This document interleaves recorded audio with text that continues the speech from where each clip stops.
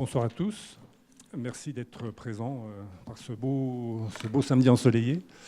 Donc, je vais juste vous présenter en quelques photographies un peu le pourquoi de cet après-midi. Donc, on peut passer. Donc, on peut encore passer. La maison de l'architecture, en fait, s'est émue d'une série de démolitions qu'on a pu constater, soit existantes, soit à venir, en particulier à Besançon, et en particulier deux bâtiments, un au centre-ville, donc le bâtiment Ledoux, dans le cadre du projet de réaménagement de l'hôpital Saint-Jacques. Donc, allons-y.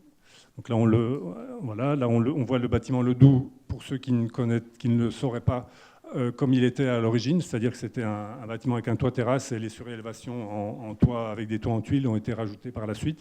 C'est un bâtiment qui date des années 30. On pense que c'est le même architecte que celui qui a fait la cité universitaire, l'architecte Tournier.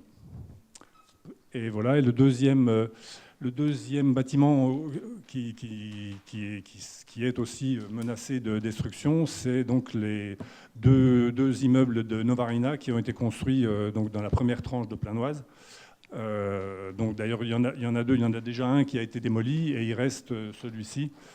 Non, pas celui-ci, celui d'à côté, qui doit être aussi démoli incessamment.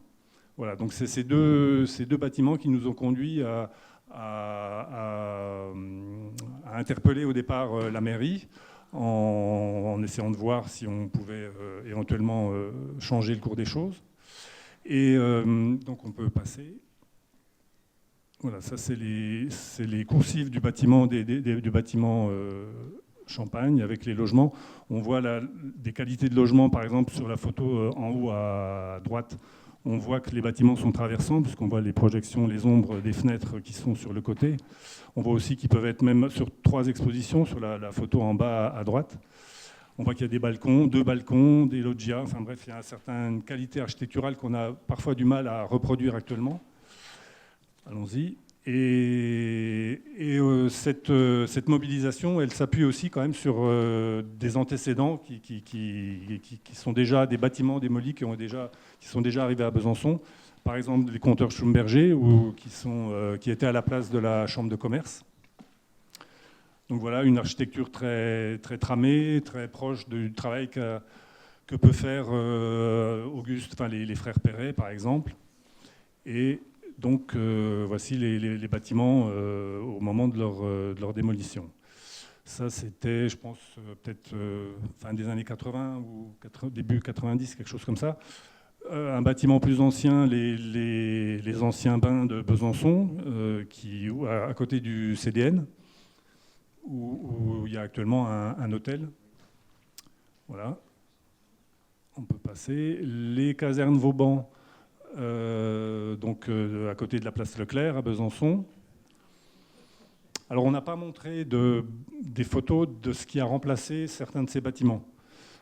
C'est un peu, il y a un côté, on va pas, faut pas tirer sur les ambulances, mais en particulier sur le quartier Vauban, je pense que on a vraiment quand même l'exemple assez flagrant d'une sorte de fiasco d'un point de vue urbain, architectural, et même écologique, on pourrait presque dire, par rapport aux matériaux employés. Le marché couvert, qui donc lui a été démonté, et il est stocké dans un village du Haut-Doubs depuis qu'il a été démonté, et il rouille. L'église Saint-Jean-Bosco, c'est rue de Tray, au-dessus de la gare. Pardon ? Chemin français, pardon, excusez-moi. Bon, je n'étais pas très très loin quand même. Qui a été démoli aussi il n'y a pas longtemps, et il y a un programme d'immeubles qui a été reconstruit par-dessus. Et puis aussi la mère et l'enfant, donc qui enserrait le bâtiment Ledoux dont on a parlé tout à l'heure. Donc là, c'est pareil, on peut passer, on voit un peu tout le travail sur la trame, sur les espaces intérieurs. Voilà. Et évidemment, il n'y a pas qu'à Besançon qu'on démolit des bâtiments.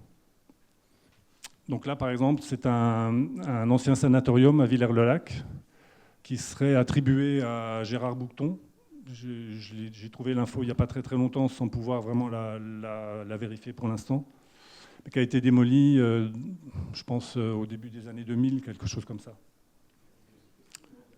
Oui. Ah, pardon. Un syndicat d'initiative à Belfort, le long de la Savoureuse. Donc les démolitions, ça n'affecte pas forcément que des bâtiments publics ou institutionnels, ça peut être aussi un bâtiment privé comme celui-là, qui avait été dans le PLU de Malbuisson signalé comme remarquable et comme ne devant pas être démoli, et qui pourtant l'a été. Ou bien aussi des petites structures comme ça qui sont plus ou moins, qui étaient sans doute un peu préfabriquées et reproductibles, accumulables, etc., mais qui ont aussi disparu. Voilà. Et ce qu'on trouve aussi à chaque fois dommage, c'est que non seulement c'est dommage de démolir un bâtiment dans un contexte actuel de manque de ressources, de nécessité d'essayer d'économiser l'énergie, mais en plus, sur la base d'un bâtiment existant, on peut faire des belles réhabilitations et on peut faire comment dire, dialoguer l'ancien et le nouveau sans problème, sans trop de problèmes. Et un exemple, la Cité des Arts, où il a été décidé on peut juste revenir 2 secondes sur la précédente. Il a été décidé de conserver la capitainerie du port qu'il y avait là. Et donc l'architecte a été obligé de composer avec et de construire son bâtiment neuf autour de cette capitainerie. Et donc les deux jouent et établissent un dialogue l'un avec l'autre. Donc même sur des bâtiments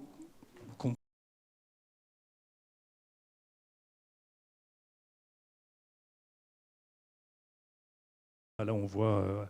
Et là, c'est une façon aussi un peu de boucler la boucle, si je puis dire. On a donc la réhabilitation de la cité universitaire Cano, qui a été faite il y a quelques années. On peut passer avec également, ça n'empêche pas de travailler par endroits des espaces un peu dilatés, un peu plus qui correspondent à des nouveaux usages, etc. Donc, et tout en gardant la qualité architecturale du bâtiment existant. Voilà, et puis on a commencé le diaporama avec la démolition des bars de Novarina, et on le finit avec la réhabilitation de ces mêmes bars, puisque certaines ont pu être sauvées, enfin ont pu ne pas être démolies, et pu être réhabilitées. Et elles sont même, cet ensemble-là est même classé. Alors on a vu tout à l'heure, parce qu'on est allé visiter un appartement, on a vu que c'est un label, le patrimoine 20e, qui avait été mis sur pied par le ministère de la Culture. Maintenant, il s'est transformé, il a pris un autre nom, c'est le label architecture remarquable. Mais c'est des bâtiments qui ne sont pas protégés monuments historiques, mais qui ont été remarqués par le ministère de la Culture pour leur qualité architecturale, technique, constructive, bref, sur l'apport au niveau des usages qu'ils ont pu amener. Et donc, l'ensemble de ces bars sont labellisés patrimoine 20e, et pourtant, on les démolit. C'est un peu dommage, alors qu'on voit qu'on peut les réhabiliter. Voilà. Donc ça, c'est un peu pour vous situer notre réflexion et notre état d'esprit. Je vais passer la parole à Pierre Bendelé, qui va assurer l'animation de la rencontre, qui va vous présenter les intervenants. Merci, Pierre-Gérard Bendelé, architecte du patrimoine. Et je remercie la Maison de l'Architecture de m'avoir invité à animer cette table ronde. Donc, 3 intervenants étaient... Évidemment, j'ai oublié. Donc là, on est accueilli par le Théâtre de l'Espace, dans le cadre du Festival Sur Terre. Et juste pour dire qu'après cette table ronde, il y a une conférence dessinée avec Nicolas Delon de l'agence Encore Heureux et le dessinateur affichiste Benoît Bonnemaison-Fit sur l'adaptation de l'architecture aux enjeux écologiques. Donc ceux qui sont intéressés par cette conférence dessinée, n'hésitez pas à poursuivre l'après-midi ici. Voilà. Merci. Donc 3 intervenants ont été réunis par la Maison de l'Architecture aujourd'hui pour prendre la parole. ce qui va permettre de traiter de la question de la démolition sous différents angles. L'angle historique et le choix de la protection, l'angle de la transformation du bâtiment du XXe siècle, et puis l'angle de le refus de la démolition, ou en tout cas des habitants qui sont concernés lorsque le cas échéant. Donc je vais passer la parole en premier lieu à Simon Texier, qui est historien spécialiste de l'architecture du XXe et du XXIe siècle, professeur d'histoire de l'art contemporain à l'université de Picardie-Jules Verne, et secrétaire général de la commission au Vieux Paris, qui a écrit et dirigé une trentaine d'ouvrages, notamment sur la ville de Paris et l'architecture du XXe et du XXIe siècle. Merci. Bonjour à toutes et tous. Je vais essayer d'être assez synthétique pour vous donner quelques éléments de contexte. En partant de Paris, on va ensuite repartir vers Besançon et repartir plutôt en région parisienne pour vous montrer un peu dans quel état d'esprit on se situe dans la seconde moitié du XXe siècle en termes de démolition. Il faut rappeler quand même en deux mots que la notion de démolition est inhérente à l'histoire de la construction et même à l'histoire de la vie humaine et des regroupements humains. On démolit en permanence pour reconstruire mieux, et ça, on l'a fait jusqu'au milieu, jusqu'à la fin du 19e, grosso modo. Et au XXe siècle, les choses ont commencé un petit peu à évoluer avec l'idée que le patrimoine architectural et urbain pouvait avoir un intérêt et peut-être aussi une forme de capacité à se régénérer par lui-même plutôt que par la démolition. Mais jusque dans les années 60, vous voyez ici un ouvrage de 1967, on débattait encore pour ou contre démolir une ville, la capitale artistique, enfin une très grande capitale artistique avec des bâtiments remarquables quasiment dans tous ces quartiers, et qu'on n'hésitait pas encore dans ces années-là à démolir ou à rénover de manière très violente. C'est le moment, vous voyez là on est en 67, et c'est le moment où on commence à inventer les secteurs sauvegardés. Deux sont présents à Besançon, c'est assez remarquable, et on en a créé deux à ce moment-là dans Paris. Alors on va avancer maintenant avec quelques exemples de bâtiments. Les Halles de Baltard, là on va pouvoir tourner. Ça a été le grand traumatisme pour Paris et peut-être la France. Et l'histoire des marchés couverts, on va y revenir, est très importante dans l'histoire de la prise de conscience, parce que les marchés couverts, c'est un peu à la fois des lieux de sociabilité, ce sont des bâtiments très facilement identifiables, et puis en plus, en général, ils sont au cœur de la ville. C'est là où on vient faire ses courses. Donc la démolition de Halles des Baltard a été vraiment assez traumatique et a engendré vraiment des mobilisations. On s'est dit que là, on avait fait peut-être la plus grande erreur patrimoniale parisienne du moment. On peut tourner. Et ces démolitions, finalement, ont permis petit à petit d'éviter que l'on démolisse tous les marchés couverts en France. On en a préservé quelques-uns dans les années 70, pas tous. On en a démonté, on en a transformé radicalement. On peut continuer à faire tourner. Et voilà celui de Besançon. Je vais passer rapidement. Voilà cette photo que l'on vient déjà de voir. Donc le choix de démolir, de démonter dans l'hypothèse toujours un peu improbable d'un remontage.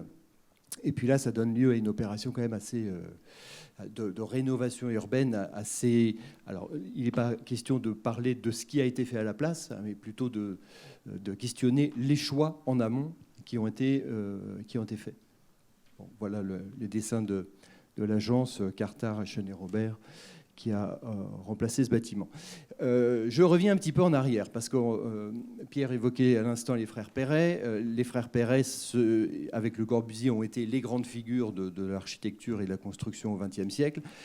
Vous voyez que là, on a un bâtiment qui date de 1920. En 1975, il est démoli. On est en plein Paris, dans le faubourg Saint-Antoine, en légère marge du faubourg Saint-Antoine. Ce bâtiment est démoli dans l'indifférence générale. mais vraiment générale.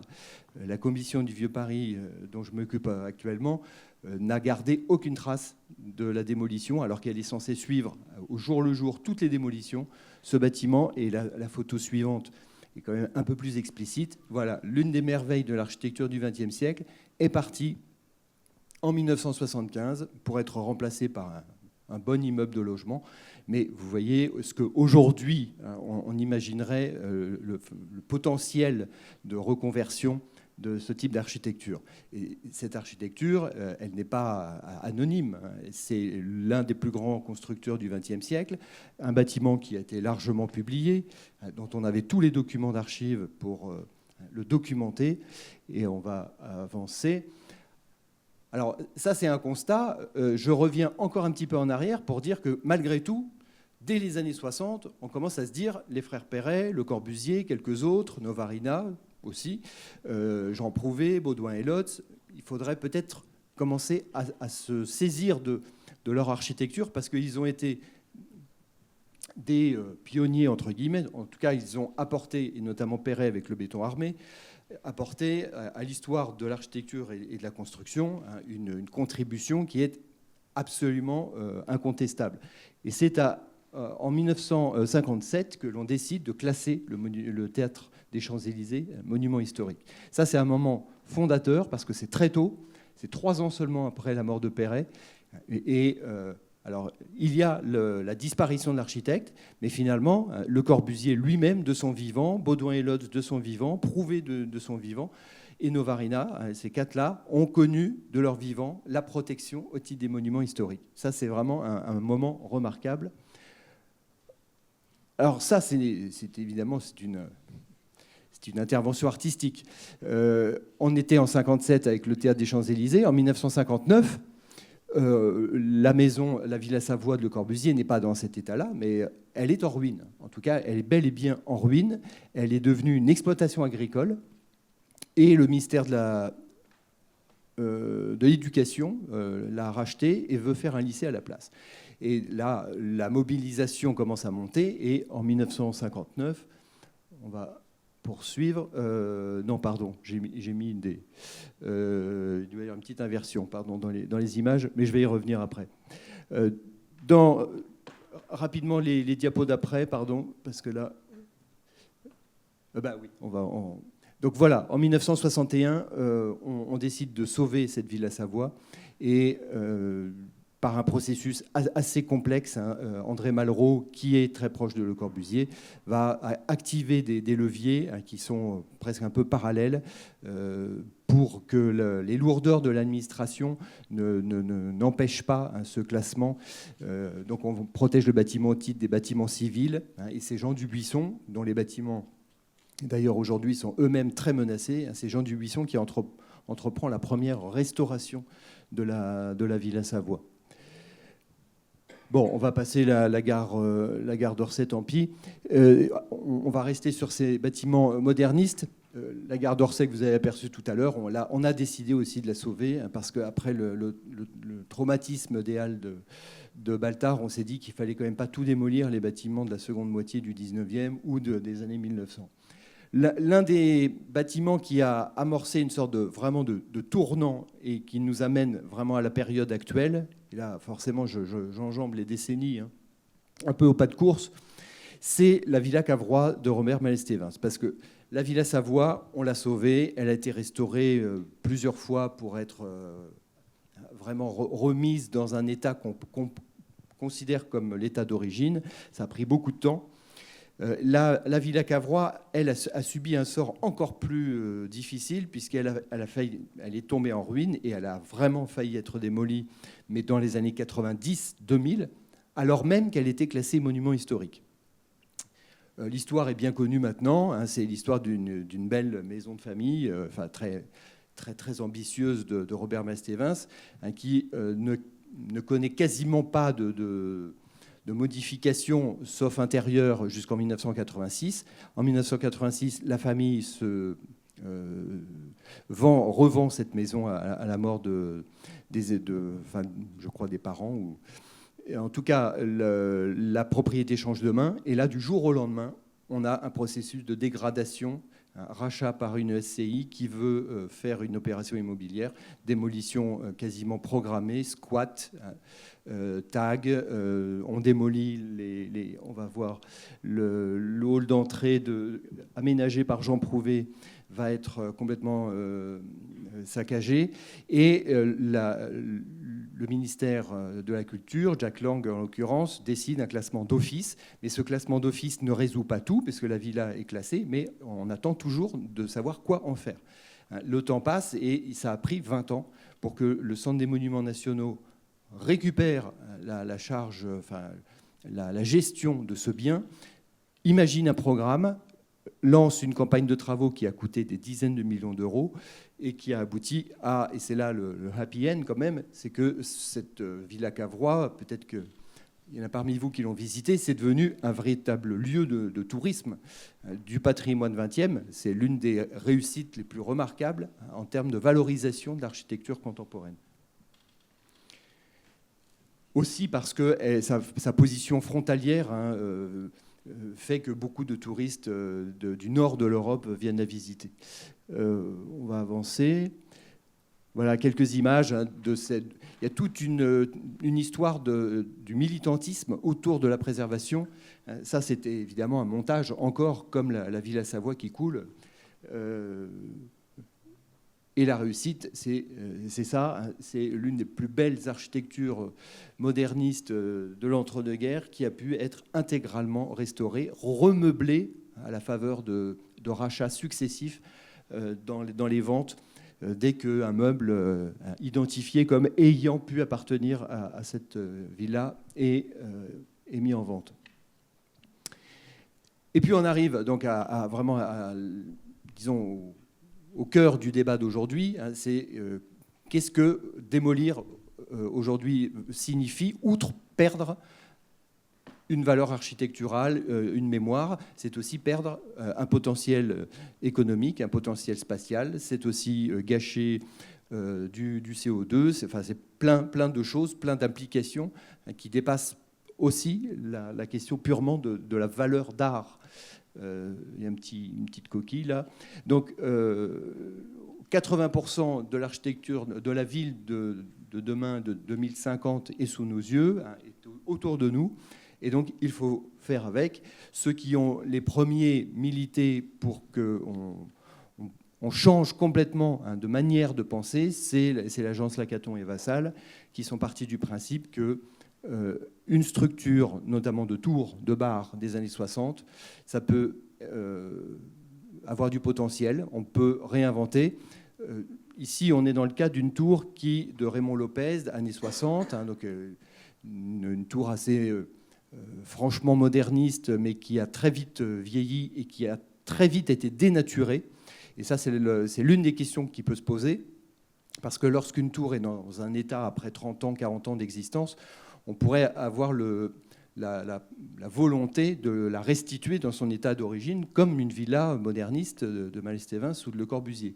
Mais là, il y a des choix qui sont faits sur les questions thermiques, sur la qualité des logements, la taille des logements.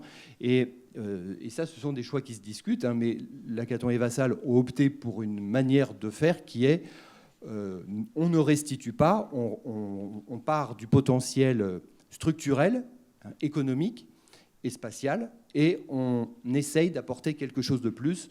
Donc c'est toujours les fameux jardins d'hiver, c'est-à-dire épaissir ces tours des années 60. Donc elles perdent d'une certaine manière leur gabarit, leur physionomie d'origine, mais elles gagnent en confort. Voilà les trois états de cette tour, une sorte de manifeste moderniste des années 60. Alors il faut aller à Berlin aujourd'hui pour trouver une tour de Raymond Lopez en parfait état. C'est dans le Hansa-Viertel, merci, quartier manifeste international, où quelques architectes français ont pu œuvrer. Et les œuvres de Raymond Lopez intactes en France, il n'y en a quasiment pas, en tout cas de cette période. Elles ont toutes été transformées. Toujours est-il qu'aujourd'hui, on est dans un moment où cette architecture des années 60, notamment, 60-70,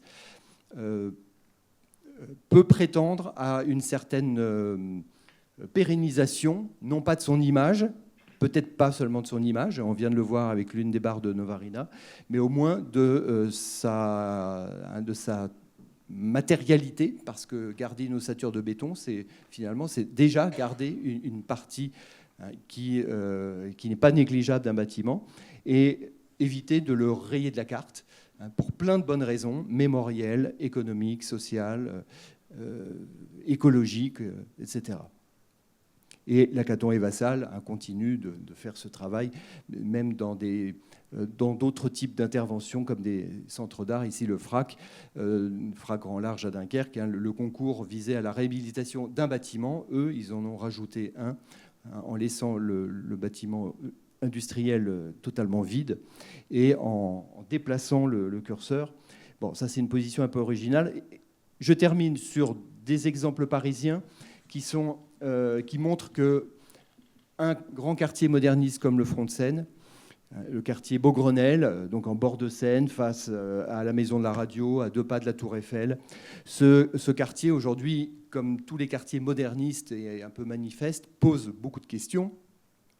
Alors, c'est un quartier qui est essentiellement occupé par des tours d'habitation, mais il y a des bureaux. La tour Mirabeau, qui est à l'extrême droite, et la tour Cristal, qui n'est pas encore sur cette image.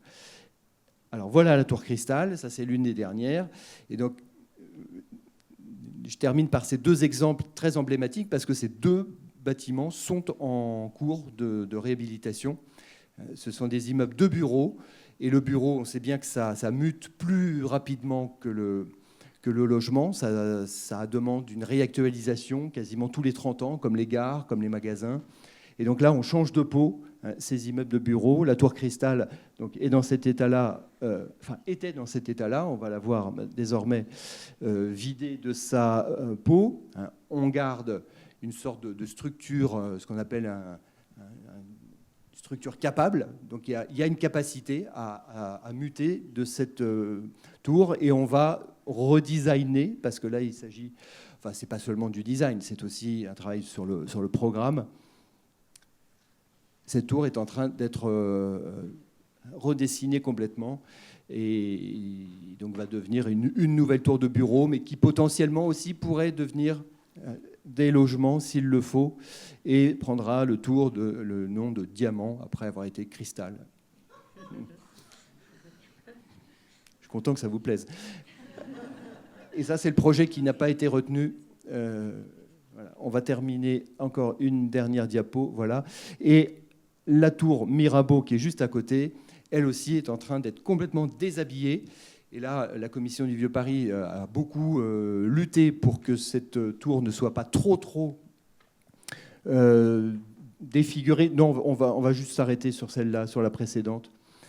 A lutté pour que la tour ne soit pas tronçonnée, parce que l'agence qui est en charge de ce projet voulait créer une sorte de grande faille pour ménager des loggias, pour offrir plus de confort au travail.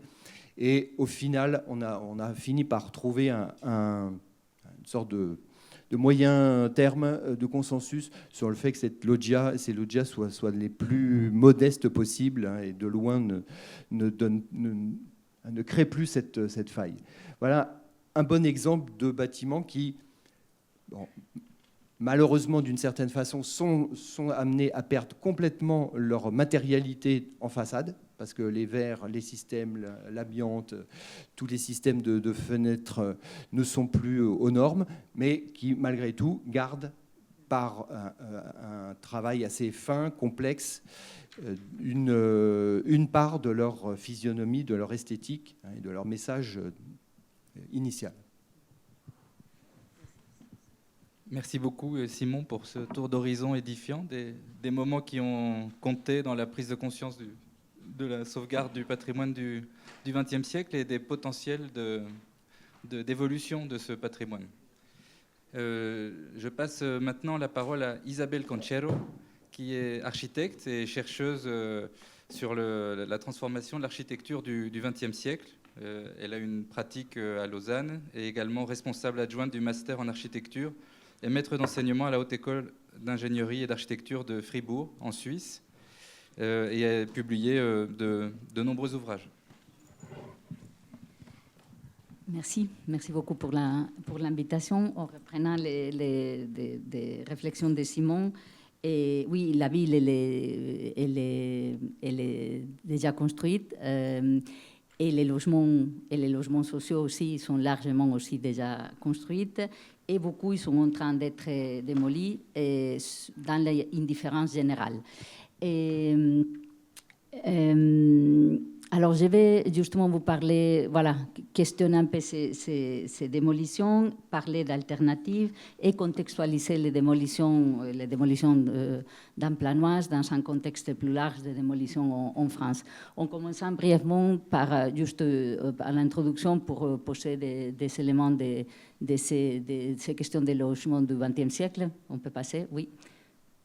Voilà, juste rapidement, ça c'est les données pour la France, mais on pourrait avoir les mêmes données pour d'autres pays européens. La majorité des logements collectifs et des logements abordables en Europe ont été construits, on va dire, pendant la deuxième moitié du XXe siècle, surtout des années 50 jusqu'à la crise pétrolière des années 70. Et bien évidemment, c'est un patrimoine aujourd'hui qui n'est pas encore majoritairement reconnu comme tel, et du coup qu'il est menacé de démolition dans beaucoup de cas, et qu'il est bien sûr confronté à une obsolescence, soit thermique, typologique ou autre, mais c'est pas une raison pour le démolir, mais on reviendra plus tard. Du coup, c'est une question... Non, juste encore, pardon. Voilà, du coup, c'est vraiment un enjeu important parce que c'est la plupart des logements collectifs qu'on a dans les villes européennes. Et deuxièmement, c'est comme évoqué par Simon, ces logements, en fait, ils sont aussi un potentiel de réutilisation, on va dire, dans une optique d'économie circulaire et de réduire l'impact de la construction, qui, comme on sait bien, c'est autour de 30% des émissions de carbone. Là, il y a un petit schéma avec les différentes façons, on va dire, de réemployer des matériaux de construction, soit des déchets de construction, des matériaux eux-mêmes, mais la boucle la plus vertueuse, c'est la petite boucle en vert en haut, c'est réutiliser déjà les bâtiments qui existent et pas les démolir. On peut passer. Et ces patrimoines, en fait, au niveau architectural, c'était quand même une période, même s'il est généralement très stigmatisé, c'est une période d'expérimentation typologique et d'expérimentation typologique de l'habitat social, mais qui n'a pas une valeur architecturale généralement reconnue. Et surtout, c'est des quartiers généralement habités, et donc il y a aussi on va dire, un potentiel de travailler avec l'expertise des habitants à la valeur d'usage qui, en général, dans les politiques actuelles, ils sont pas pris en compte. On peut passer. Et du coup, les questions qui se posent par rapport à cette situation, c'est comment revaloriser les patrimoines des logements collectifs, comment maintenir les parcs des logements abordables existants et ses habitants, et quelles stratégies de rénovation et de transformation de ces quartiers avec les habitants. On peut passer. Oui. Du coup, pourquoi démolir Et la question de la démolition des grands ensembles en France, elle vient assez tôt, déjà voilà, fin des années 80, début des années 90, on voit les premières démolitions.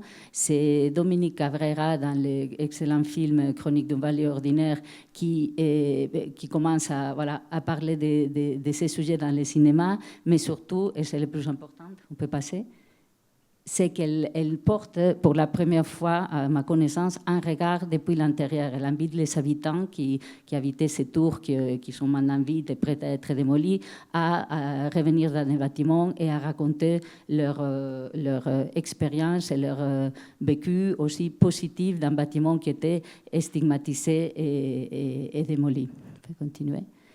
Et du coup, aujourd'hui, on se retrouve, on va dire, les démolitions, ils ont continué dans les années 90 et depuis 2003, avec l'établissement du Programme national de rénovation urbaine, qui, on va dire, c'est pas... à part les démolitions, il y a bien évidemment aussi d'aspects, on va dire, des investissements, des rénovations des quartiers qui sont positifs et qui sont nécessaires, mais il y a quand même, on va dire,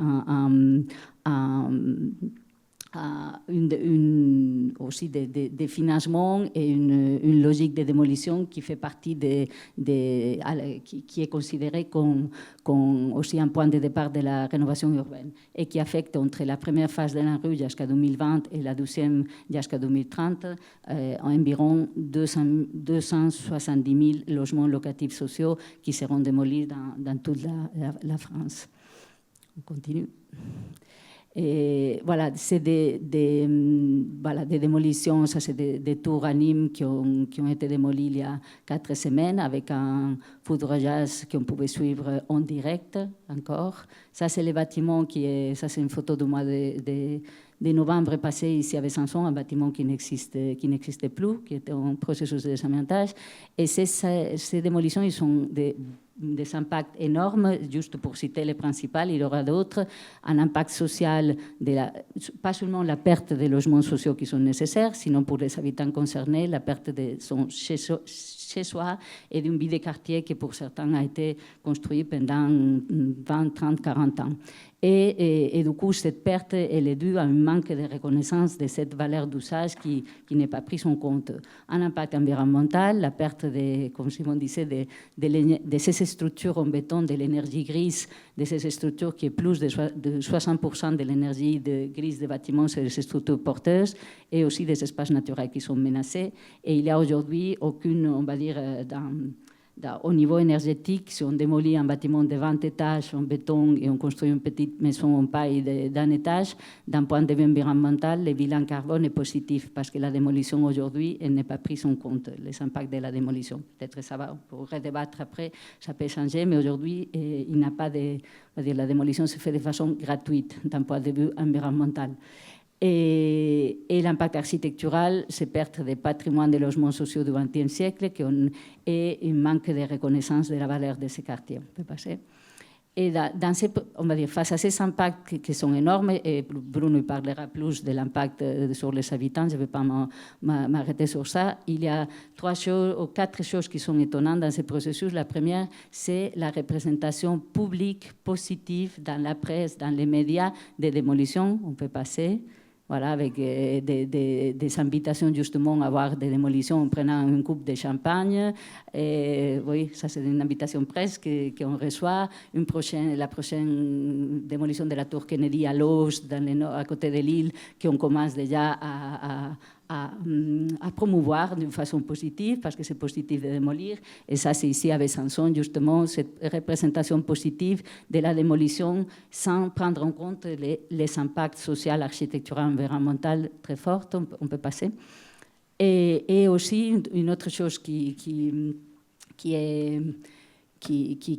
questionne, c'est que les discours publics, ça c'est des extraits des paroles des bailleurs ou des conseillers communaux ou des maires, pardon, juste on garde cette slide, et qui sont des arguments qui sont publiquement affichés pour démolir sans aller plus en profondeur. Voilà, j'ai lu juste 2. Les immeubles des années 70 construits dans l'urgence étaient de mauvaise qualité. Ça, c'est pas, évidemment pas toujours vrai. Ou on ne peut pas conserver, les bâtiments datant des années 60 qui ne correspondent plus aux normes énergétiques actuelles. Ça aussi, il y a des centaines de bâtiments des années 60 qu'on peut rénover, etc. On peut passer. Et après, des phénomènes un peu étranges à comprendre. Ça, c'est Toulouse-les Mirailles. À gauche, les plans officiels de la Toulouse Métropole 2016, ce qui reste du quartier de Candilis, parce qu'il avait déjà été beaucoup démoli, mais on comptait conserver plusieurs bâtiments des espaces verts. Les bâtiments ont été pour la plupart rénovés, voilà, et les plans, 10 années plus tard, où on fait presque tabula rasa tant de bâtiments que des espaces verts, avec un plan de quartier, avec des petites villas et des jardins individuels, sans qu'entre un et l'autre, on comprenne pourquoi il y a eu un changement d'avis encore. Et ici, à Besançon, on voit un bâtiment qui est labellisé architecture contemporaine remarquable avant le XXe siècle de Novarina. Et on voit derrière les bâtiments qui n'existent plus et juste derrière les bâtiments Champagne qui va être bientôt démoli et qui est un bâtiment qui est exactement le même. On ne comprend pas très bien, c'est des décisions un peu aléatoires. On continue. Et aussi, voilà, le manque d'intégration, même si on affiche que c'est des rénovations qui sont faites pour les habitants, on continue. On ne prend pas en compte ces habitants, ça c'est des boîtes aux lettres à Toulouse-le-Mirail, où il restait encore 2-3 habitants dans un immeuble de 260, qui étaient déjà partis, pardon, si on peut la regarder, encore, voilà, des habitants qui étaient partis déjà il y a quelques années, et on a retrouvé voilà, des lettres qui étaient juste récemment envoyées par la mairie, adressées aux habitants du quartier, en vantant on va dire les avantages de la rénovation du quartier. Mais on imagine le facteur qui va déposer 250 lettres dans des boîtes aux lettres où les habitants ont été expulsés. Il a un peu de cynisme, on ne sait pas comment l'appeler. Voilà, on continue, une habitante du quartier de Bois-Blanc à Lille, pardon, on continue, elle a dit il y a quelque chose qui n'est pas compréhensible dans l'histoire. Je partage cet avis. Continue. Et par contre, je vais passer ici rapidement. Entretenir, rénover, transformer, c'est possible. Il y a, je ne vais pas voilà, m'attarder, pardon, juste, et voilà. Et il y a des centaines de projets de transformation, de rénovation, de qualité en France et en Europe. On va dire beaucoup de cas desquels on peut apprendre, et des rénovations des fois plus très légères, des fois des rénovations plus conséquentes. Ouais. Et on peut aussi apprendre, on peut passer s'il vous plaît, et beaucoup aussi, on va dire, de tout un corpus théorique. On voit tout d'abord les livres de Plus de Lacaton et Vassal, qui était la base théorique, on va dire, de ces réalisations futures. En haut, il y a bon, c'est juste une sélection de publications et des travaux de recherche et d'analyse des quartiers, des bâtiments qui ont été transformés. Et on va, qui peut-être c'est encore plus importante, c'est des livres et des études voilà, en Europe, en France, de la qualité du logement social du XXe siècle, comme premier pas pour après pouvoir réfléchir à une potentielle transformation. On continue, et juste, voilà, là, ouais, on va peut-être passer. Et peut-être au niveau de l'importance avant de transformer les quartiers, l'importance de la maintenance comme principe on va dire, pour éviter aussi arriver à des arguments qui puissent soutenir une démolition. Ça, c'est le quartier du Lignon à Genève, les plus grands, on va dire, les grands ensembles de Suisse conçus pour 10 000 habitants dans les années 60. On peut passer. Ces quartiers qui étaient voilà, conçus à cette époque-là, on peut passer. Aujourd'hui, il est dans un état impeccable, tant au niveau du logement que des espaces publics. On peut passer. Et ça, c'est lié à deux choses. À droite, on voit, voilà, c'est les derniers projets de rénovation qui étaient faits en collaboration avec l'École Polytechnique de Lausanne, avec un travail de rénovation énergétique et architecturale de qualité, mais surtout le fait que depuis le début du quartier, il a été mis en place une sorte quelque chose qui s'appelle le comité central du Lignon, qui regroupe tous les propriétaires de l'ensemble et qui a permis depuis les premiers jours de maintenir l'ensemble dans un bon état. Il y avait des filtrations d'eau, on les arrangeait, qu'il fallait changer. Voilà. Et du coup, ça a permis que quand on a entamé une rénovation énergétique un peu plus conséquente, aujourd'hui, on le fait sur un quartier qui était déjà qui était bien maintenu. Mais on pourrait parler de la question de la maintenance plus tard. On continue.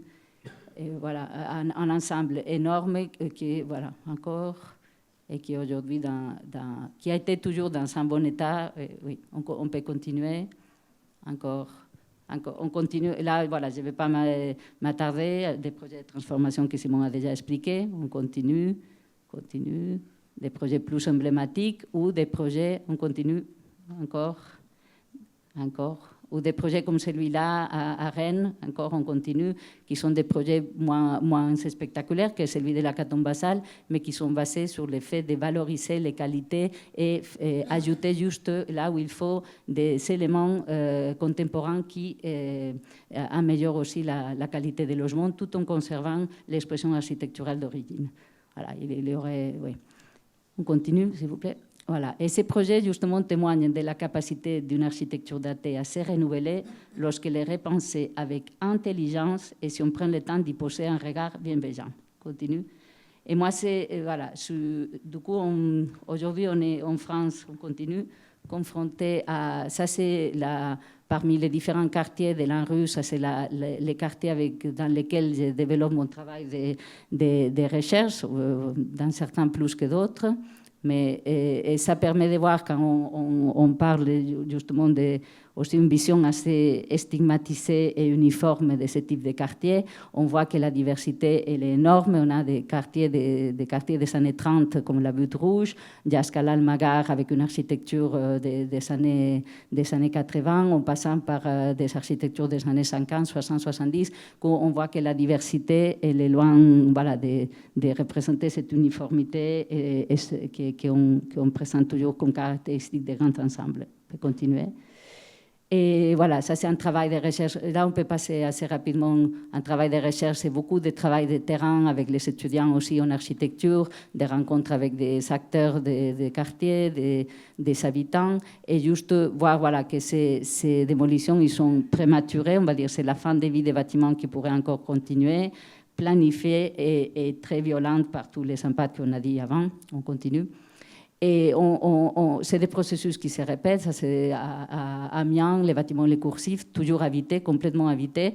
On continue. C'est des et dont la démolition elle est planifiée dans quelques années. Des logements qui sont dans un parfait état. Ça, c'est les logements Champagne, aujourd'hui déjà complètement fermés et vide, on continue, où on voit, voilà, comme Pierre a montré avant, des appartements d'excellente qualité qui pourraient être habités et des appartements qui étaient habités jusqu'il y a récemment et qui étaient dans un état à la fois technique et architectural très bon, mais aussi très bien entretenus par ses habitants. On continue. Des bâtiments qui étaient habités dans un bon état jusqu'il y a quelques années. On continue rapidement, qui se dégradent une fois que la démolition elle est décidée. Il y a des dégradations, il y a des habitants qui continuent à habiter dans une sorte de chantier de démolition, avec justement des bâtiments qui se vident, de l'insécurité qui s'installe. Ça, Bruno nous parlera, jusqu'à ce moment justement de désamiantage où on retrouve des structures qui seraient dans un état pour être vraiment réhabilitées. Continue. Jusqu'à la démolition, ça c'est ici à Planoise, une démolition d'un bâtiment pour faire passer une route, ça c'est l'argument derrière. Et certaines démolitions, par exemple à droite, ça c'est à... Pardon, juste 2 secondes. À Évreux, un bâtiment démoli il y a plus de 15 ans, avec beaucoup d'opposition des habitants et qui est resté comme un terrain vague pendant 15 ans. Parce que les 80 villas qui étaient prévues d'être construites n'ont jamais vu les jours, juste 4 ou 5. On continue. Là, on va passer vite. Moi, je trouve que face à cet état, voilà, on va dire aussi manque de reconnaissance de la valeur de cette architecture, c'est un changement de regard qui peut venir justement de différentes disciplines. Au niveau de la littérature, ou le cinéma, ou le travail photographique, il y a beaucoup de travail qui porte justement ce changement de regard et orienté plus aussi vers les habitants. On continue.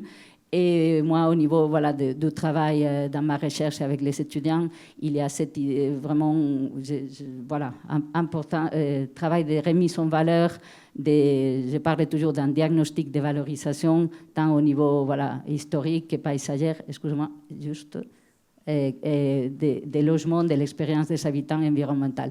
On peut passer maintenant, sans s'arrêter les slides, ça c'est on peut passer rapidement, ouais.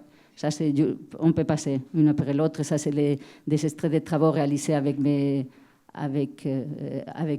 étudiants de l'école de Fribourg sur la valorisation, surtout du quartier de Mirail et des Poisses, au niveau de reconnaissance des qualités paysagères. On continue rapidement. Ouais.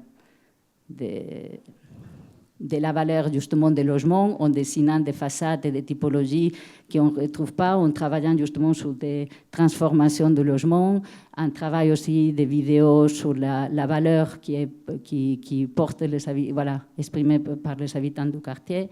On peut passer rapidement. Et voilà, des habitants qui habitent soit déjà confrontés avec des situations de démolition ou qui attendent une démolition dans les années à venir, et aussi des études voilà, environnementales. On passe, voilà. Du coup, juste pour conclure, je pense que ce changement de regard, il est fondamental. Il y a... on peut passer. Et il y a un artiste allemand qui s'appelle Lars Ramberg qui, dans les années 2000, avait fait une installation dans les toits du Palais de la République à Berlin, qui était un bâtiment de l'époque communiste, qui allait être démoli, et dont lui, il avait été mandaté pour faire une installation. Il avait écrit les mots Zweifel, qui veut dire doute en allemand, et qui n'a pas, bien évidemment, cette installation n'avait pas empêché la démolition de l'immeuble qui a été démoli, mais a contribué à mettre dans le débat public la question est-ce qu'on doit démolir ce bâtiment ou pas. D'accord, on passe. Et là, c'est un petit photomontage que j'avais fait, mais je pense que cette question de la démolition des logements sociaux en France, elle n'est pas encore suffisamment dans le débat public. Je salue à la Maison de l'Architecture d'avoir de contribuer à en parler, parce que c'est en tout cas il faut pouvoir en débattre, les pour et les contre, comme la collection de livres, et surtout, et on finit avec ces 3 slides, et pouvoir changer ces regards en intégrant les regards des habitants, les regards justement des associations de quartiers qui font un travail bénévole et incroyable d'accompagnement des habitants et de valorisation de ces patrimoines et de lutte contre ces démolitions.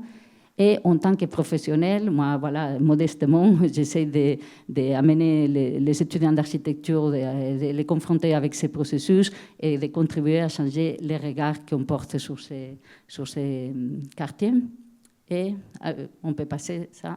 Et j'ai fini avec cette citation de François Chassel, qui avait écrit en 2011 dans un très beau texte, Plaidoyer et d'actualité pour les grands ensembles, et que je partage fortement. Ce patrimoine est une chance, il faut la saisir. Merci beaucoup.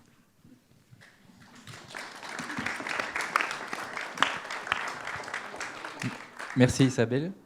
C'est pour cette présentation édifiante où on comprend, après une première présentation portée plus sur ce qui fait patrimoine au sens d'édifices iconiques et de changements historiques. On a ici ce qui peut faire patrimoine par le regard et l'évolution du regard. Et en tout cas, avant l'acte de démolir, l'observation attentive des lieux et le dialogue avec les habitants semble être un prérequis. C'est pourquoi je vais passer la parole à Bruno Dulibine, membre de la Confédération nationale du logement, une association à but non lucratif qui a pour but de défendre les locataires et les habitants, notamment dans des contextes d'expulsion ou aussi d'accompagnement dans les démarches juridiques liées au logement. Oui. Bonsoir, je suis un petit peu intimidé parce qu'en fait, on a rarement l'occasion de parler à autant de gens. Et sur cette question des démolitions, il y a souvent des moments où on aurait voulu parler à beaucoup de gens et on n'y arrivait pas. On n'arrivait peut-être pas à intéresser suffisamment de gens. Donc je suis très content et je voudrais même dire d'entrée que si, pour nous aider dans ce qu'on a essayé de faire concernant la démolition dont je vais vous parler, si on avait eu en gros 1 personne sur 10 de cette salle, on aurait sûrement pu faire beaucoup mieux que ce qu'on a fait jusqu'à maintenant. Je suis ici en charge de parler de la dimension humaine. C'est d'ailleurs pour ça que je n'ai pas de PowerPoint à présenter et que je vais tourner vers vous. Ça ne sera pas misérabiliste. Il s'agit vraiment d'essayer de comprendre. Il y a de la douleur. Je vais porter la parole de gens qui, globalement, se taisent, ne vont pas dans les lieux où on dit qu'ils pourraient venir parler. Et c'est notre travail d'association. On essaye de le faire du mieux qu'on peut, mais justement, on aurait besoin d'être plus nombreux et plus forts. Alors, c'est des gens qui se taisent, et ça sera ça le mystère. C'est-à-dire le cas dont je parle, c'est celui du bâtiment Champagne, qui est apparu plusieurs fois, notamment dans la présentation d'Isabelle, qui comportait 180 logements, donc quand même quelque chose comme 500 personnes. Et au moment où a été enclenché le processus de démolition jusqu'à maintenant, où le bâtiment est encore là, il pourrait encore être réhabilité, il pourrait être sauvé. Mais dans tout ce processus, eh bien, les habitants n'ont jamais réussi à se rassembler à 200 pour aller devant une mairie, dans une réunion publique et dire voilà. Alors pourquoi ? Et ça. Je vais essayer d'y répondre simplement en décrivant le vécu tel que j'ai pu le recueillir. On a proposé à des habitants et des habitantes qui avaient subi donc, le processus d'expulsion de venir témoigner. Ça n'est pas facile. Il y a des raisons différentes, mais voilà, donc j'essaye de combler un petit peu ce silence, mais je tiens quand même à le signaler. Et c'est un silence humain, mais c'est un silence citoyen.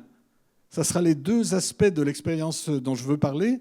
J'aurai peut-être pas le temps de développer le deuxième aspect, hein, mais dans cette expérience-là, il y a du vécu de famille, d'habitants, et puis il y a du vécu citoyen, de la politique. Alors il faut imaginer donc un immeuble construit, un gros immeuble, à 180 logements, construit vers 1969 et habité depuis d'abord par des familles de gendarmes en grande partie, et puis peu à peu renouvelé avec des fonctionnaires, des gens qui venaient de l'exode rural, et puis des populations qui ont changé, etc. Au début, des familles avec beaucoup d'enfants, donc des grands appartements, en partie, mais pas seulement. Beaucoup d'enfants qui circulent dans les escaliers, dans les coursives qui sont assez larges. Et puis peu à peu, une population qui change, notamment avec l'immigration. Des gens peut-être qui se parlent un peu moins. Un immeuble aussi qui est moins entretenu parce que le bailleur a moins d'argent ou est moins soucieux d'entretenir. Donc un vécu qui se dégrade un petit peu. Mais quand même des gens qui sont contents d'être dans l'immeuble de Planoise, dans le quartier de Planoise, avec les arbres qui poussent, avec les services publics qui sont assez présents, les commerces. Donc une vie, un moment relativement heureux. Et puis commence, alors il y a on va dire vers 2010, commencent à circuler des rumeurs de démolition. Et il y a convocation de réunions publiques pour dire, voilà, Planoise a des problèmes. Les gens ont vécu, par exemple, une dégradation de la vie dans l'immeuble avec du trafic de drogue qui était assez gênant, même s'il y avait une cohabitation qui pouvait s'installer avec les marchands de drogue tant qu'on n'empiète pas trop sur leurs affaires. Une habitante racontait, par exemple, que les dealers lui proposaient toujours, quand elle allait porter ses poubelles, de les lui prendre pour les mettre à la poubelle en disant « Non, madame, n'y allez pas, c'est pas grave ». Et ils l'aidaient. Parce que, bien sûr, ils cachaient leurs marchandises dans la zone où elle allait jeter sa poubelle. Donc, avec quelques problèmes d'entretien, un peu moins de civilité entre les habitants ou de socialité entre les habitants et un peu des problèmes de drogue, donc, arrivent à circuler des rumeurs que peut-être on va démolir. Et les habitants nous ont dit « mais on n'y a pas cru ». On s'est dit, oh, ils en parlent comme ça, mais ça... Voilà. Puis, quelques années plus tard, arrivent des lettres qui disent « Votre immeuble va être démoli ». Alors, le mystère pour nous, association, et certainement, c'est un point sur lequel on n'a pas suffisamment fait notre travail à l'époque, c'est qu'effectivement, les gens n'ont pas été alertés. Et on a même questionné les bailleurs récemment dans les rencontres qu'on peut avoir en disant « Mais enfin... quand vous avez pris ces décisions de démolir, est-ce que vous êtes allé voir les gens des immeubles ?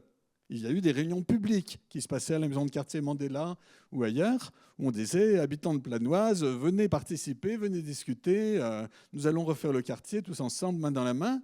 Il y aura des réhabilitations, il y aura des démolitions, ça n'a pas été caché, mais les gens ne se sentaient pas concernés et personne n'est venu, enfin personne des décideurs et malheureusement personne des associations n'est venu leur dire, mais si c'est sérieux, vous êtes menacés, qu'est-ce que vous en pensez ? Qu'est-ce que vous allez faire ? Qu'est-ce que vous allez dire ? Est-ce que vous voulez rester dans cet immeuble ? Est-ce que vous acceptez de partir ailleurs ? Donc, arrivent des lettres qui disent, voilà, votre immeuble, ça a été voté, votre immeuble est destiné à être démoli, et on va vous proposer des relogements. C'est une mission sociale qui s'en occupe par l'association Solia qui a été chargée de ça. Alors, comment est-ce que les gens ont réagi ? Eh bien là, il y avait des cas très différents, bien sûr. Il y a des gens qui ont dit « c'est une occasion, j'en ai marre d'être ici, j'en ai marre de Planoise, je veux bien aller ailleurs », et à qui on a proposé des choses, alors quelquefois au même niveau que ce qu'ils espéraient, quelquefois avec un peu moins de qualité, quelquefois peut-être pas avec plus, hein. Souvent des gens qui ont disparu, que nous n'avons pas contactés ou nous n'avons pas été contactés ensuite, mais des gens qui n'étaient pas très attachés à cet immeuble, à ce quartier, et qui ont accepté de partir. Alors il faut savoir, par exemple, je ne sais pas si vous connaissez Fatima Ouassak, c'est une militante parisienne qui explique qu'il ne faut pas trop attendre les classes populaires, des quartiers populaires sur l'écologie parce qu'il y a toute une série de mécanismes qui font qu'ils ne se sentent pas légitimes, qui ne se sentent pas responsables et propriétaires de leur espace, de leur quartier, hein, qui sont un petit peu sans terre. Alors, il y a peut-être eu ce phénomène-là, pour certaines personnes, par exemple, qui est arrivé plus tardivement. J'en profite pour préciser que le logement social, il y a des visions de droite et de gauche, hein, pour faire simple. Dans la vision de droite, la société vous fait un cadeau parce que vous n'avez pas de quoi vous loger, et alors on vous donne un logement, c'est une grande bonté, c'est un cadeau, d'ailleurs c'est défendable, hein, comme discours. Dans une vision plus de gauche, c'est on a tous droit à un logement, et la collectivité fait un effort pour les gens qui auraient du mal à se payer eux-mêmes leur logement et leur propose des choses, mais qui vont devenir leur logement, qui peuvent s'approprier. Pas au sens acheter, mais au sens se sentir vraiment chez eux, sans se dire sans arrêt dès que je pourrais, dès que j'aurai suffisamment d'argent, on peut me mettre dehors et mettre quelqu'un d'autre à la place. Hein. En ce moment, ce sont des discussions qui ont lieu. Je ne sais pas si vous avez entendu parler d'un projet de loi Kasbarian, mais l'esprit était plutôt de revenir à une conception du logement social comme une sorte d'hébergement pour des gens en difficulté. Alors qu'un quartier comme Planoise a longtemps été un quartier où les gens habitaient de manière tout à fait légitime, en se disant « je suis là, j'élève mes enfants, je vais rester là, et c'est mon quartier ». Donc des gens sont partis, et puis d'autres ne sont pas partis, et nous avons découvert qu'en fait, les concepteurs des programmes de rénovation n'avaient pas vraiment imaginé qu'il y avait des habitants de Planoise qui ne voulaient pas partir. Et qu'ils étaient surpris, parce que la plupart des gens qui ont voté le programme de transformation de Planoise sont des gens qui habitent dans des villages, dans des quartiers périphériques, souvent des maisons individuelles, et pour qui, en gros, Planoise, c'est l'horreur. Il n'y a pas, à notre connaissance, par exemple, d'élus du Grand Besançon actuellement qui habitent Planoise. Il y en a eu par le passé, mais en ce moment, je crois qu'il n'y en a pas. Et donc, les gens qui sont restés étaient des gens qui étaient beaucoup plus attachés, souvent des gens qui étaient là depuis très longtemps, qui avaient connu aussi peut-être les meilleurs moments de la vie à Planoise, qui avaient élevé leurs enfants, pour qui les appartements avaient une charge émotionnelle, une charge de vie énorme, hein, ce que tu appelles la valeur d'usage, mais le mot est presque froid par rapport à ce que ça... Et puis, qui était attaché aussi au quartier de Planoise, qui est en fait un quartier avec beaucoup d'avantages, en termes de transport, en termes d'équipement public, en termes de proximité de l'hôpital, etc. Et donc, ces gens-là ont eu différentes stratégies, surtout qu'au début, le NPNRU était conçu pour faire partir les gens des quartiers prioritaires de la ville. Hein, au début, la condition était d'accepter d'être logé en dehors de Planoise. Mais heureusement, et là, on peut en donner acte à la mairie qui, je crois, a agi pour ça, cette condition a été levée et on a pu reloger les gens à Planoise. Simplement, il fallait qu'ils acceptent de changer de bâtiment et de sous-quartier en général. Alors, face à ces démolitions, il y a eu certains qui ont essayé de réagir, et c'est là justement que nous avons été contactés comme association par un petit nombre, une petite poignée d'habitants qui ont dit non, nous on ne veut pas la démolition, on veut rester, c'est bien, notre immeuble il est beau, il est encore en assez bon état, on ne comprend pas pourquoi il est démoli, et c'est là qu'on s'est mobilisé. Il y a des gens qui ont quand même peu à peu accepté des relogements, excusez-moi, et puis d'autres qui ont plutôt essayé d'éviter les contacts avec les agents du relogement en disant on va faire traîner, on va essayer de gagner le plus de temps possible pour freiner le processus. À ce moment-là, le bailleur a mis en place une méthode que nous jugeons extrêmement cruelle, qui consiste quand des gens acceptaient de partir à retirer la porte de leur appartement et à casser les toilettes à la masse, les toilettes et les sanitaires, pour, soi-disant, empêcher les squats. Parce que s'il n'y a pas de porte, on peut plus facilement faire intervenir la police dans un espace squatté que s'il y a une porte ou si les squatteurs ont réussi à remettre une porte. Le résultat a été un calvaire épouvantable. Je le dis à une voix calme, mais pour l'avoir vécu, c'était inconcevable de penser qu'il y avait ça à Besançon, pas loin des cafés bien tranquilles du bord du Doubs et des supermarchés de Château-Farine. Il y avait un endroit donc où ça sentait le caca, on va dire, quand on rentrait dans l'immeuble. Il y avait des choses cassées, des immondices partout. Il y avait des lumières qui ne fonctionnaient plus. On trouvait des gens qui étaient, par exemple, en train de se droguer ou affalés après avoir pris une dose dans des recoins. On entendait la nuit des bruits de masse parce qu'il y avait des gens qui venaient récupérer des métaux. Il y avait des fuites d'eau qui étaient provoquées par des vols de tuyaux, des fuites de gaz. Les gens ont vécu comme ça pendant plusieurs mois et bien sûr, ça les a poussés. Nous pensons que c'était volontaire ou au moins pris en compte. C'était prévisible en tout cas et ça les poussait à partir et à accepter plus facilement les relogements qu'on voulait leur imposer. Donc, il y a eu une forme de maltraitance pour les faire partir, mais ce qui reste à long terme, c'est un effet de déprime, de brutalité subie dans tout ce processus,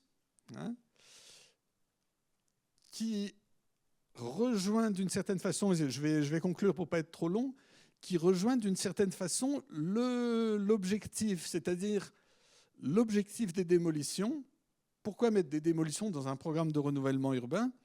L'objectif des démolitions, mais ce n'est pas facile de retrouver les documents d'origine, les rapports, mais on en retrouve, c'était de changer la population de Planoise. Alors, au nom d'un mot qui est sympathique, qui est la mixité sociale. La mixité sociale existait à Planoise dans le temps passé. Ensuite, Planoise a connu un certain nombre de problèmes sociaux, avec il n'est pas question de les nier, puisque la population elle-même en souffrait.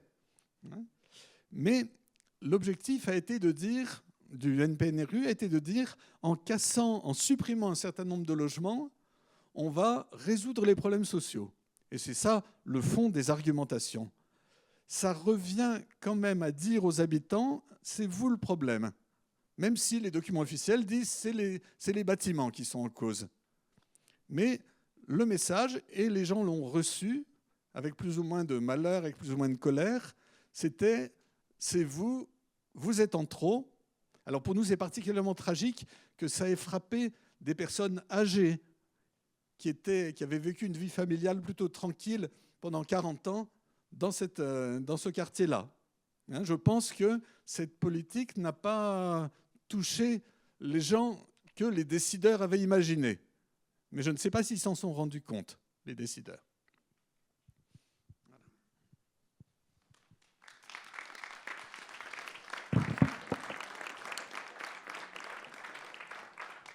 Merci pour ce témoignage édifiant. Sur une note un peu plus positive, on a pu rencontrer l'une des habitantes qui était heureuse de son nouveau logement. Donc, il y a aussi des chemins heureux, voilà. Mais ça permettait d'avoir la vision de ce que signifie aussi démolir. C'est la fin d'un monde. Est-ce que quelqu'un souhaite poser des questions dans l'Assemblée ? Oui, pardon. Donc, je suis également de la CNL et Bruno m'avait bien dit, si tu as quelques petites choses à compléter, tu n'hésites pas, tu y vas. Donc, quelques petites choses, oui, il y en a. Dans ce qui a été énoncé, là, on n'a pas entendu parler de qui décidait de cela. Et pourtant, il y a des institutions là derrière. Et dans les institutions, il y a des personnes. Et qui est derrière cela? Ben, à l'origine, c'est le pouvoir central, le gouvernement. C'est lui qui décide de mettre en place l'Agence nationale de rénovation urbaine, l'ANRU, que notre collectif Stop Démolition en rue a appelé l'ANDRU, parce qu'effectivement, ils démolissent. Et derrière ça, eh bien, il y a des gens qui prennent en charge localement ces choses-là. Ça ne se fait pas tout seul. Et ces décideurs qui choisissent effectivement d'aller démolir Planoise, eh bien, ce sont les responsables de la municipalité de Besançon. On n'est pas à Lille, on n'est pas à Nîmes, on est à Besançon. Et il y a des gens à la tête de cette municipalité. Ceux qui y sont à l'heure actuelle nous disent « Ah oui, ça c'est celui d'avant ». Mais ils auraient pu arrêter, ils peuvent encore arrêter. On leur dit d'arrêter aujourd'hui, tout de suite. C'est possible. Il y avait dans le programme 1200 logements à foutre par terre. Ils en ont déjà foutu 600. Je ne parle pas des 500, des 408. En tout, il y avait 1700 logements à démolir dans le cadre de ce magnifique NPNRU. 1700 pour en reconstruire 440. Ah, on voit effectivement où on en est. Hein. Donc, il y a effectivement des responsables qui ont décidé de mettre en œuvre ce programme de démolition. Il y a le préfet, évidemment. Il y a la préfecture, donc le préfet qui est là. Et effectivement, il faut le dire, et il y a ceux qui exécutent avec beaucoup de bonne volonté. Et je dirais, comme Bruno l'a bien démontré aussi, des méthodes vraiment pas humaines. Hein. Et ça, c'est des bailleurs chez lesquels il y a des directions. Une direction, c'est anonyme. Non, il y a des noms Monsieur, est-ce que vous pouvez... derrière ces directions. Pardon. Donc, effectivement, je pense qu'il faut bien voir que derrière tout ça, ce n'est pas tombé du ciel, c'est des institutions, des personnes, des responsables politiques. Et un dernier mot, pardon, je rends la parole tout de suite. Ceux qui payent tout ça, ce sont en majorité les habitants de Planoise, car ce sont les bailleurs sociaux qui payent le maximum dans ce programme de rénovation urbaine. Beaucoup plus que n'en paye l'ANRU, beaucoup plus que n'en paye la ville. Ah, une autre question.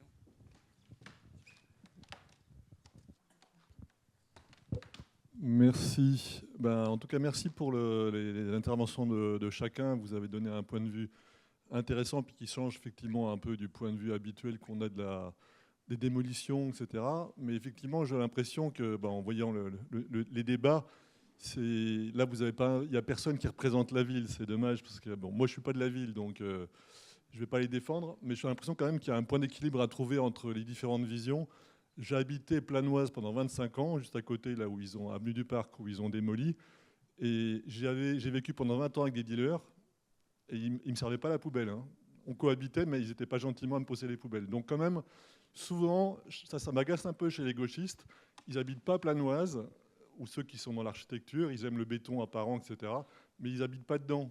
Et quand on habite dedans pendant longtemps, j'ai apprécié d'être là. D'ailleurs, je ne suis pas parti parce que je ne trouvais pas que c'était bien. Je suis parti parce que justement, on ne pouvait plus des dealers. On se prenait il y avait des balles au-dessus de la sonnette, etc. Enfin, des balles au sens des balles de fusil.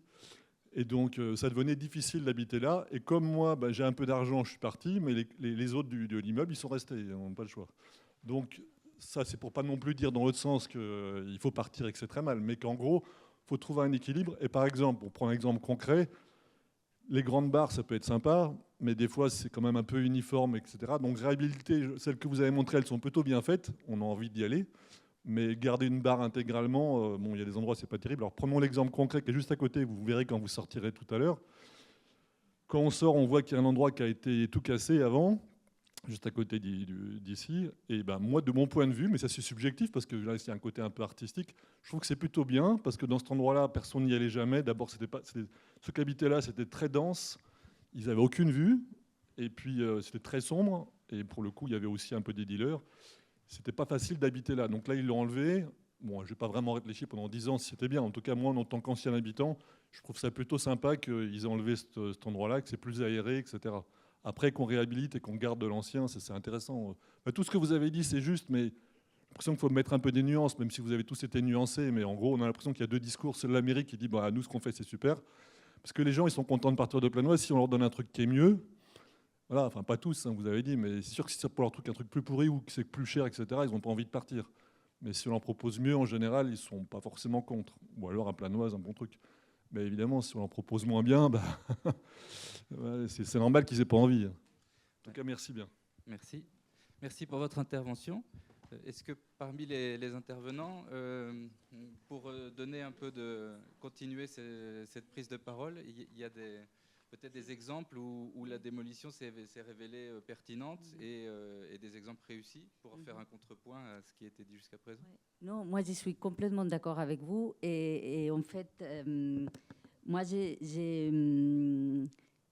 que j'ai retrouvé, on va dire, je pense que dans les discours actuels des politiques ou des bailleurs, l'image de ces quartiers, elle est tellement négative, telle qu'elle est présentée et véhiculée, qu'il faut, on va dire, une sorte de contrepoids que j'assume d'une façon un peu, on va dire, c'est pas on va dire un discours naïf ou qui nie et de la part des habitants non plus. On va dire quand on recueille leur un peu expérience, ils sont, on va dire, ils sont les premiers à faire part voilà, des difficultés, des choses qui ne fonctionnent pas, mais aussi ils ont envie de partager les choses qu'ils aiment. Et je ne sais pas, peut-être pour prendre des habitants de Toulouse-les-Mirailles que j'ai rencontrés plusieurs fois, les démolitions, ils ont commencé déjà avant la rue, au début des années 2000,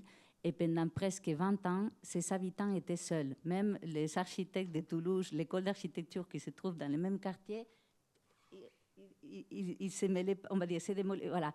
Et c'est des gens qui, pendant 20 ans, ils ont souffert plusieurs relogements et ils s'étaient confrontés à un discours négatif et stigmatisant des populations et des lieux de vie. Et eux continuaient à se battre. Voilà, voilà, il faut imaginer vivre avec ça pendant des années, des années. Et moi, ça m'a beaucoup touché un témoignage d'une habitante qui, après tous ces processus, quand il y a un collectif d'architectes qui s'est constitué, mais tard, on va dire, voilà, après 18 ans de lutte des habitants. Et là, il commence aussi à expliquer d'un point de vue, oui, plus architectural, la qualité, l'histoire de ces quartiers, la qualité de ces logements. Et du coup, elle l'exprime comme ça. Elle dit, ça c'était comme une sorte de bouée d'air.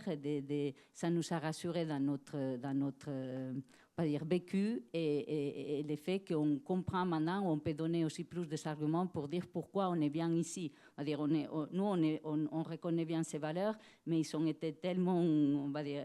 et du coup, je pense qu'il faut vraiment une sorte un peu et quand on lit tous les rapports et des présentations publiques dans des différents bailleurs ou mairies pour justifier la démolition, il n'y a jamais un élément positif. On dit toujours on démolit parce qu'il y a du deal, on démolit parce que les ascenseurs ne s'arrêtent pas à demi-niveau, parce que les bâtiments il est un passoire énergétique.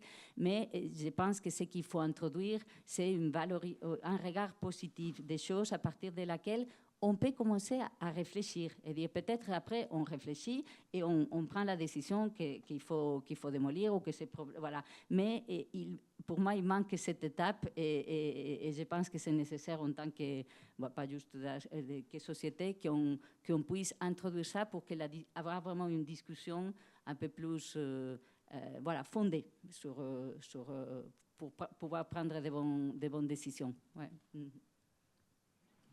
Merci. Ça serait donc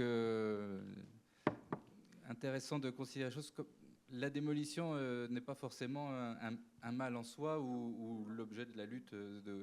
La démolition, c'est un processus et c'est la qualité de ce processus qui est interrogée pour que les habitants ou ceux qui sont attachés à ce qui fait patrimoine ou à ce qui fait leur lieu de vie puissent ne pas se retrouver sur le côté du chemin, peut-être. Est-ce qu'il y a d'autres questions? Oui, moi je voulais savoir, j'ai deux questions en fait.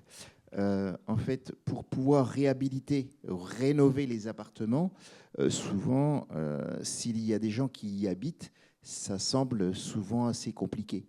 Donc, comment ça peut se passer dans ce cas-là? Et justement, sur le bâtiment Champagne qui existe encore, je crois que c'est celui-là qui existe encore, est-ce qu'il y a encore espoir de le rénover? Parce que de toute manière, quand on doit remettre aux normes les choses, on doit certainement tout refaire l'électricité, tout refaire la plomberie, un certain nombre de choses comme ça. Est-ce qu'il y a encore espoir de le faire? Est-ce qu'on peut encore faire pression sur la mairie par rapport à ça, quoi? Enfin, est-ce que c'est sur la mairie ou est-ce que c'est sur l'OGBM ou quoi? Voilà ma question. 2 questions.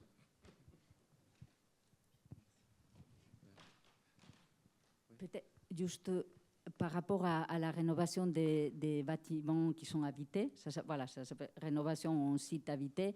Il y a plusieurs. Après, chaque cas est différent, mais il y a plusieurs exemples qui ont été réalisés et qui démontrent la faisabilité de ces procédures. Par exemple, dans la transformation de ces bâtiments à Paris, de l'Hécatombe Bassale, où on a ajouté des logements, les habitants ils sont restés dans leur immeuble avec justement tout un travail de préfabrication pour que la pose de ces balcons soit le plus rapidement possible et les nuances se minimisent.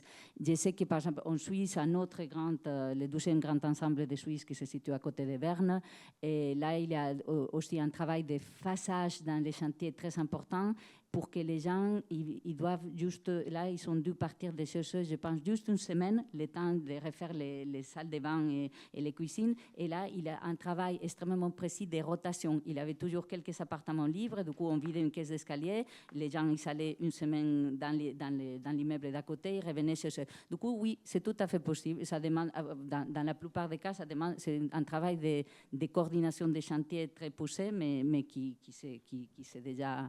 qui s'est fait dans d'autres immeubles, peut-être où des rénovations sont plus conséquentes. Il y a eu, si les bailleurs disposent, voilà, peut-être des relogements temporaires dans d'autres, mais en tout cas, dans les mêmes immeubles, c'est possible. Après, par rapport à Champagne, je laisse à Bruno répondre par rapport aux possibilités de contester la démolition. Je pense que d'un point de vue technique, il faudrait commencer par les débuts, ce qui apparemment n'a pas été fait. Tu as demandé si un diagnostic avait été fait et tu n'as jamais reçu une réponse. Il faudrait commencer, on va dire, les bâtiments, il a l'air sain. Les appartements qui n'ont même pas été rénovés pendant 40 ans, ils sont dans un très bon état. Il n'y a pas d'humidité, ils sont très... Voilà. Du coup, il semble que c'est un logement. Après, il faudrait faire un diagnostic, et ça, c'est le point de départ, un diagnostic pour pouvoir, après, voir quels éléments il faut intervenir et pouvoir chiffrer, non, et faire une estimation des coûts de réhabilitation, mais c'est le point de départ d'abord, faire un bon diagnostic des problèmes à modifier, mais aussi des qualités de ces logements qui sont indéniables, comme avec des pierres à védis, des vues traversantes, des balcons, des loges, des espaces, et qui aujourd'hui, je pense qu'ils sont loin de la qualité des logements qu'on peut produire aujourd'hui.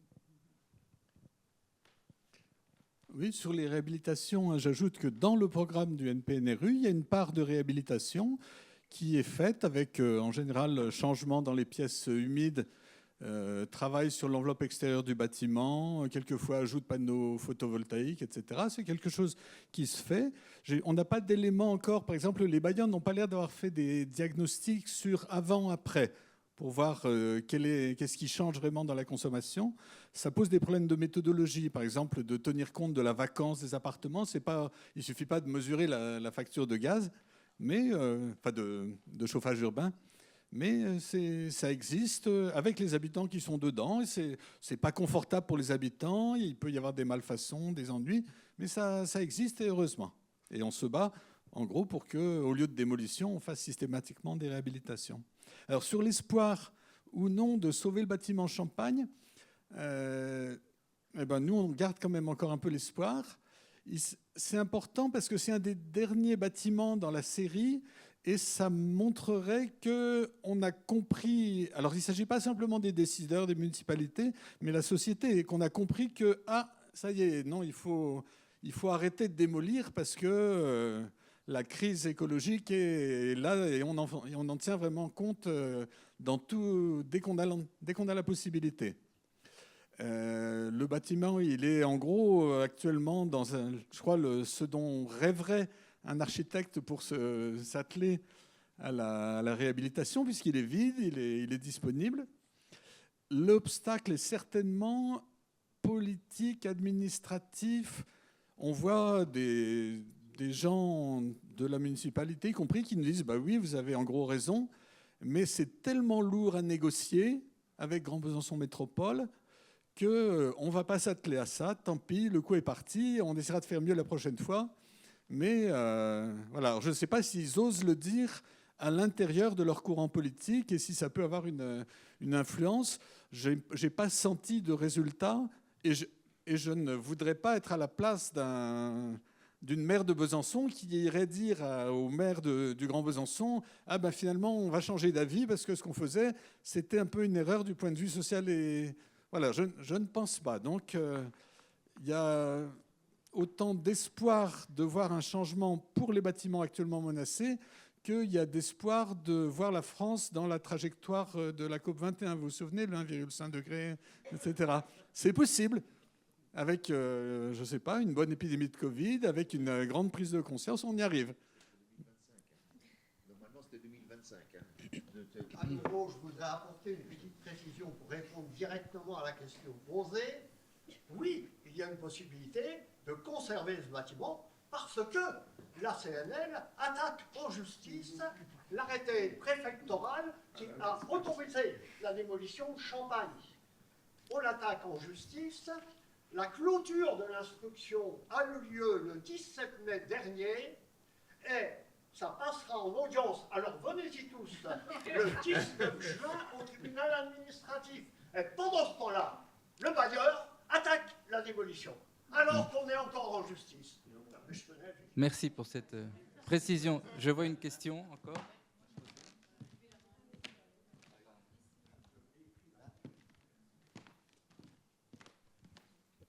Merci.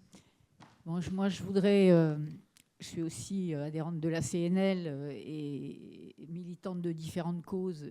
Et je voudrais répondre à ce que disait Thierry sur la perception des habitants. Et Bruno l'a un peu suggéré, tout le monde l'a un peu suggéré. Il y a un verrou qui a sauté dans nos têtes. Dans nos têtes, surtout les têtes des vieux et des vieilles comme moi, pendant très très longtemps, on n'a pas interrogé les démolitions. Parce que d'abord, ça ne nous concernait pas. Hein. Ça concernait les quartiers populaires, les logements sociaux. Donc on pouvait, comme le disait Isabelle, ne pas regarder, hein, tourner la tête, penser à autre chose. Et se dire, ah ben, ces pauvres gens qui habitent dans les quartiers populaires, décidément, ils n'ont pas de chance, quoi, hein, parce que déjà qu'ils se payent les dealers, maintenant il faut qu'ils dégagent de leur logement. Mais on ne voyait pas la dimension humaine, le drame humain que ça représente. Bon, et moi, c'est là-dessus que maintenant je me questionne. Ce dont je prends conscience, c'est que ces personnes qu'on expulse comme des malpropres, elles ont leur vie dans ces immeubles, dans ces quartiers. Leur vie. Voilà. Et ce n'est pas qu'un quartier, une cité dortoir planoise. Ce n'est pas juste un logement où on vient dormir le soir, mais où on ne vit pas la journée, où on ne vit pas le week-end, où on ne vit pas pendant les vacances. C'est des lieux de vie. Et la dame dont on a visité l'appartement tout à l'heure, qui a été relogée juste à côté de l'immeuble où elle habitait, dans un logement qui a été réhabilité, celui-là. Très bien réhabilité. Évidemment qu'elle est très heureuse de vivre là aujourd'hui, parce qu'au change, elle n'a pas perdu, elle n'a pas été déportée dans un autre quartier ou voire dans une commune extérieure, parce que ça a quand même été souvent le cas des personnes relogées. On les a déportées dans des communes où elles n'ont aucune vie sociale, elles n'ont jamais vécu, elles ne connaissent personne. Donc, la session va bientôt toucher à sa fin. Est-ce que vous avez une question? Oui, non, mais je n'ai pas de question, c'est un témoignage que j'apporte. Oui.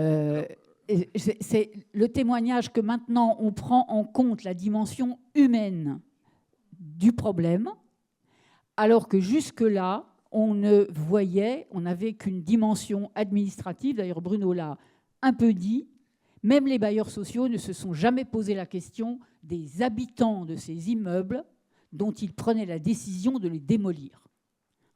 Donc, c'est dire qu'on a changé un peu d'époque, il y a un verrou qui a sauté, et que maintenant, on peut, dans toute la France, il y a des collectifs qui se mettent en place contre les démolitions d'immeubles sociaux, de logements sociaux, et que c'est le moment de fédérer un mouvement national sur cette question pour essayer de limiter la casse et de sauver ce qu'on peut encore sauver. Merci. Voilà. Merci. Il y avait une question encore.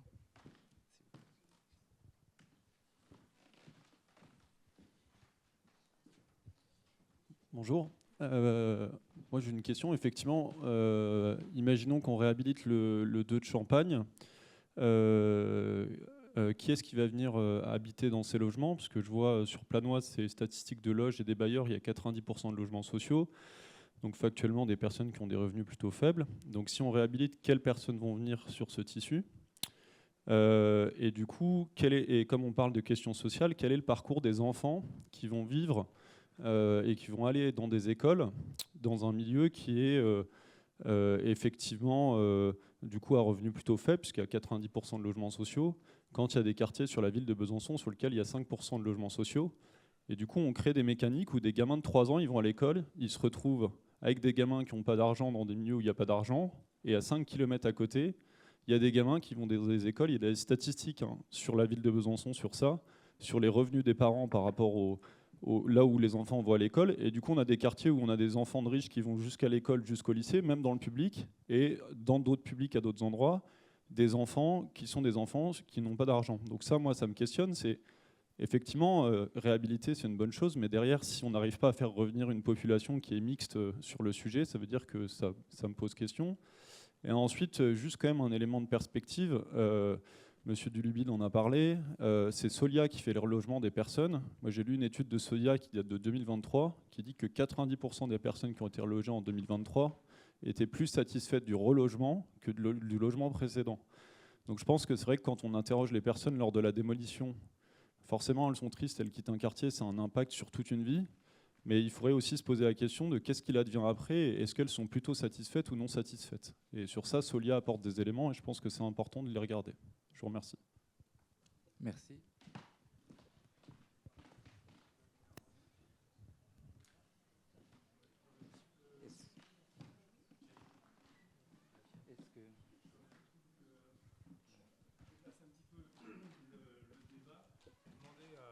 Et demander à Simon Texier qui nous explique comment fonctionne la commission du Vieux Paris, parce que ça m'intéresse aussi de savoir un peu quelle relation il peut avoir avec les possibles maîtres d'ouvrage, ou avec les élus, ou avec des...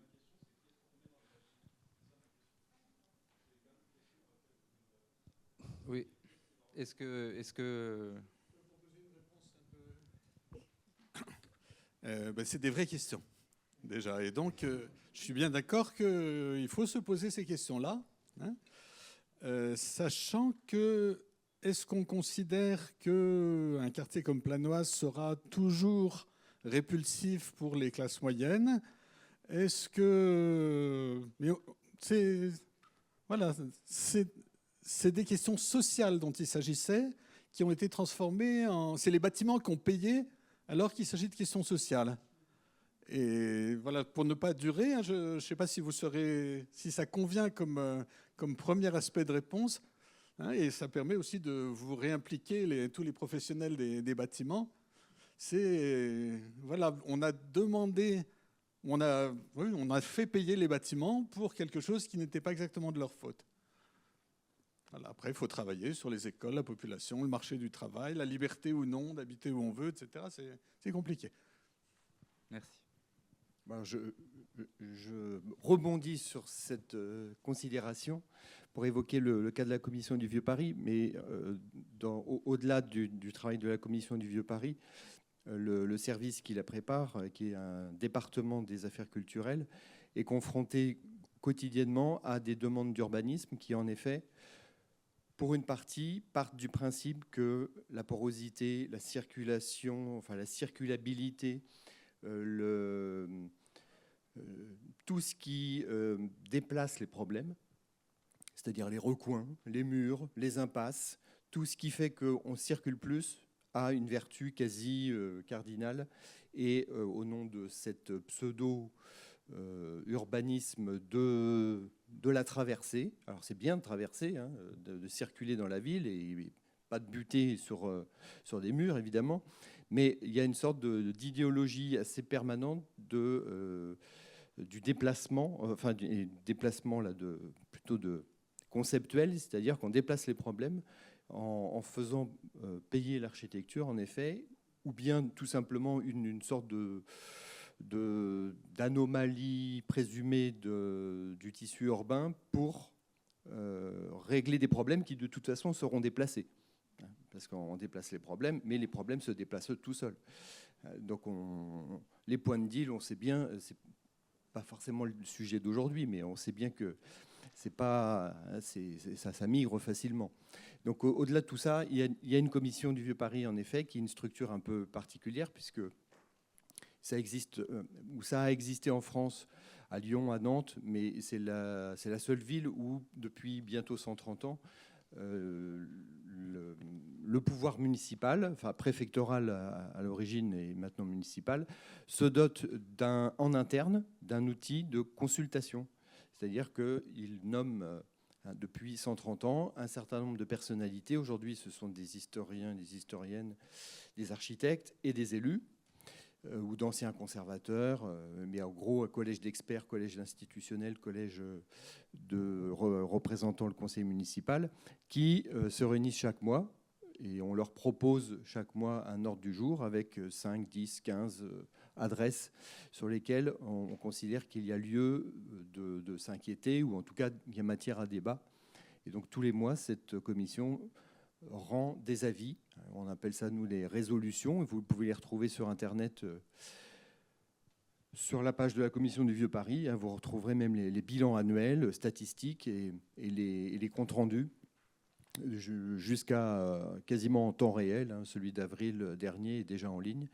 Et notamment en avril dernier, on a fait tout un débat sur les ITE, parce qu'on avait beaucoup d'adresses qui nous posaient des questions et sur lesquelles d'ailleurs le service n'avait pas forcément été consulté, parce qu'il y a tellement de demandes d'isolation par l'extérieur que le service qui prépare la commission du Vieux-Paris n'est pas saisi de toutes ces demandes.